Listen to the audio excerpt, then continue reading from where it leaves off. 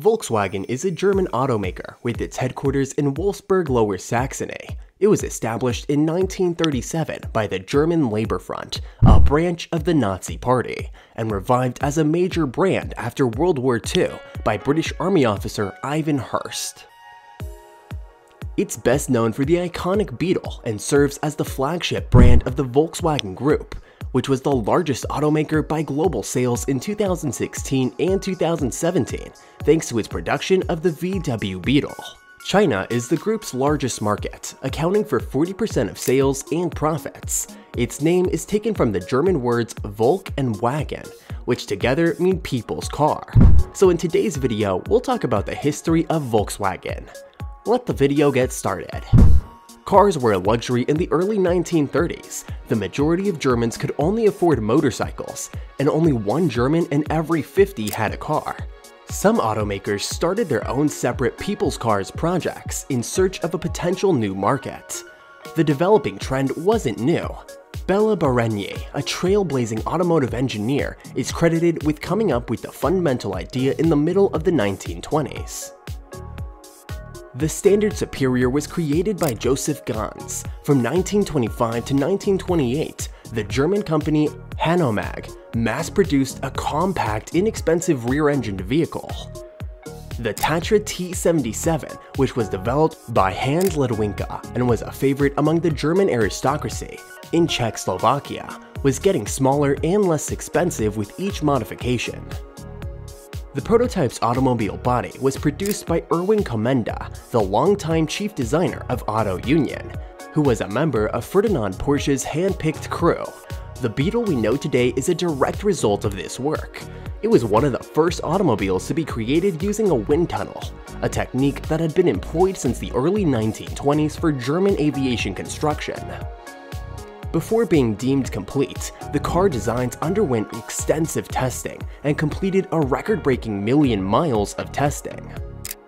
The new town of Stad des KDF Wagons, which was created especially for industrial workers, saw the beginning of the building of a new factory in May 1938.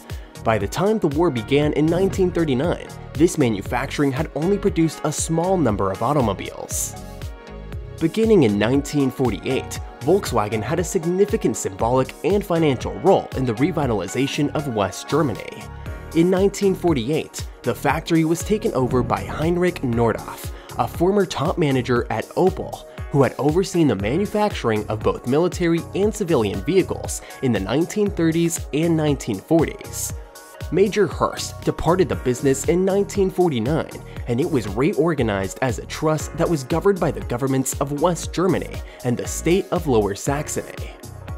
Volkswagen's Beetle sedan, sometimes known as the people's car, is a Type 1.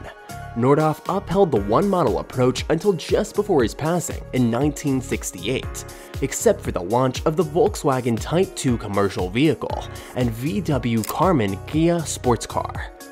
In 1949, Volkswagens were initially displayed and sold in the United States, although in that first year just 2 cars were bought here. The VW was momentarily marketed as a victory wagon upon entrance into the US market. To standardize sales and service in the United States, Volkswagen of America was established in April 1955. The Type 1 Volkswagen Beetle's production grew rapidly over time, reaching 1,000,000 units in 1955. Colborne Garage of Ripley, Surrey, the first authorized Volkswagen importer in the UK, began operations by bringing in spare parts for the vehicles that soldiers were brought back from Germany. A 36-horsepower, 1200cc flat-4 opposed OHV engine with an aluminum alloy block and heads powered by the 1961 Type 1 Beetle. Type 1 had a 1300cc engine by 1966. Type 1 featured a 1500cc engine by 1967 and 1600cc engine by 1970. The introduction of unleaded fuel and smog regulations caused the air-cooled engine to lose popularity in the American market. To prevent engine overheating, these air-cooled engines were frequently adjusted to be fuel-rich.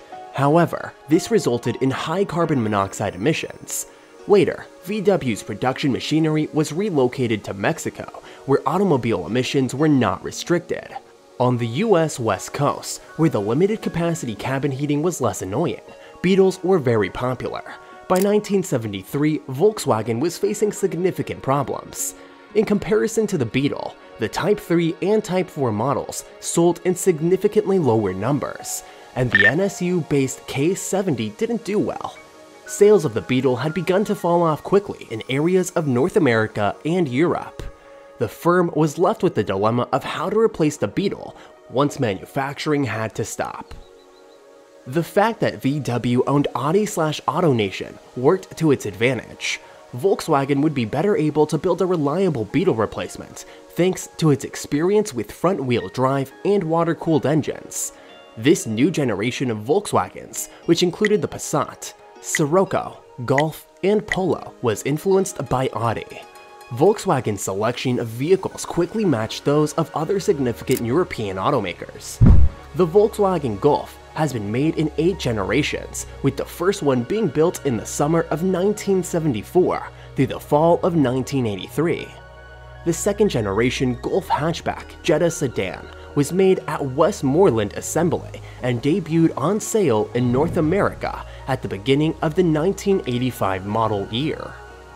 It was available from October 1983 through the autumn of 1991. The third generation Passat was the next significant vehicle to be released, and Volkswagen did not make a hatchback version of this Passat. A joint venture between Seat and Ford, which also produced a Ford Galaxy and Seat Alhambra, resulted in the launch of the Sarin in Europe in 1995. The Golf MK4 was released at the end of 1997 in North America in 1999, and its chassis gave birth to several other vehicles within the Volkswagen Group, including the Volkswagen Bora, Seat Toledo, Seat Leon, Audi A3, Audi TT, and Škoda Octavia. The Polo, a smaller vehicle than the Golf, and the larger Passat, for the sector above the Golf, were also important models during the decade. The new Lupo city car was unveiled by the firm in 1998. A lightweight variant of the Lupo that could run 100 kilometers on just 3 liters of diesel was introduced in 1999, becoming the most fuel-efficient vehicle in the world at the time. Following Bernd Peischreiter's appointment as CEO of the Volkswagen Group in 2002, Volkswagen started releasing a variety of new models. The Opel/Vauxhall Insignia won the 2009 European Car of the Year award, beating off the 6th generation VW Golf, which was introduced in 2008 and has produced multiple cousins. In 2006, VW resumed selling the Golf in the US and Canada under the Rabbit moniker. Volkswagen announced plans to increase the size of its lineup by bringing back the Scirocco by 2008. The 6th generation Passat and the 5th generation Jetta both made their debuts in 2005. Coincidentally, Volkswagen has been without a van for its North American range ever since the T4 was discontinued in 2003, and the decision was made not to sell the T5 in the United States. To address this, Volkswagen released the Dodge Grand Caravan badged Volkswagen Routan in 2008 for the American and Canadian markets. Volkswagen started selling City Golf and City Jetta only in Canada in September 2006. Both vehicles were originally the MK4 Golf and Jetta. However, the Golf MK4 and Bora were later introduced in Brazil.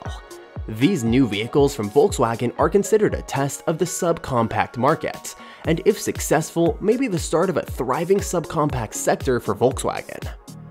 Volkswagen stated plans to focus heavily on electric vehicles in 2017 to launch at least 30 EV models and have 20 to 25% of their total yearly sales volume by 2025. Matthias Miller, the CEO of Volkswagen, indicated in September that the company wanted to have electric versions of all its car models by 2030, for 20 billion euros plus 50 billion euros for the purchase of batteries. On March 6, 2017, Volkswagen unveiled Cedric, a prototype for a completely driverless vehicle, at the Geneva Motor Show.